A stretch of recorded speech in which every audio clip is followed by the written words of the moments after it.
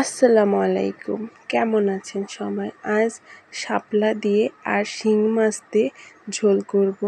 সবাই সম্পূর্ণ ভিডিওটি দেখবেন, হয়তো সবার ভালো লাগতে পারে। দেখুন, আমি প্রথমে কড়াইতে তেল গরম করে নিচ্ছি। আর শাপলাগুলো একেবারে টাটকা। জিওল মাছগুলোকে দিয়ে আমি একটু উল্টে পাল্টে ভেজে নেব। তার ভিতরে আমি কাঁচামরিচ কুচি, হলুদ, লবণ, রসুন বাটা, পেঁয়াজ বাটা, জিরে বাটা দিয়ে 10 থেকে 5 মিনিটের মতো সুন্দর করে অল্প পানি দিয়ে কষিয়ে নেব। যখন মাছ থেকে তেল ছেড়ে দেবে সেই পর্যন্ত অপেক্ষা করব। আমার মাছ থেকে তেল ছেড়ে দিয়েছে, তারপরে এখানে সামান্য পরিমাণে পানি দিয়ে নেব।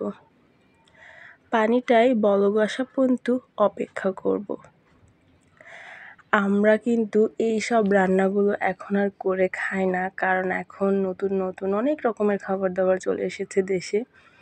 তো এখানে যখন আমার তরকারিটায় জাল উঠে চলেছে, তখন আমি এর ভিতরে শাপলাগুলো ধুয়ে দিয়ে দিচ্ছি। আর শাপলাগুলো অবশ্যই ধুয়ে বেছে পানি থেকে তুলে ঝরানি দিয়ে রাখবেন। শাপলাগুলো দিয়ে আমি 5 থেকে 10 মিনিটের জন্য কিন্তু ঢাকা দিয়ে দেব। তার ভিতরে কিন্তু আমি নাড়াচাড়া দেব না। আর তরকারির স্বাদ অনুযায়ী আপনারা কিন্তু লবণ দিয়ে নেবেন। এই পর্যায়ে যখন আমি একটু ঢাকা খুলেছি, দেখুন অনেকটা শাপলা নরম হয়ে গেছে। এখন এবার তরকারিটা একটু নাড়া দিয়ে নিচ্ছি। একবার নাড়া দিয়ে ফিরে আবার 2-3 মিনিটের জন্য একটু ঢাকা দিয়ে নেব।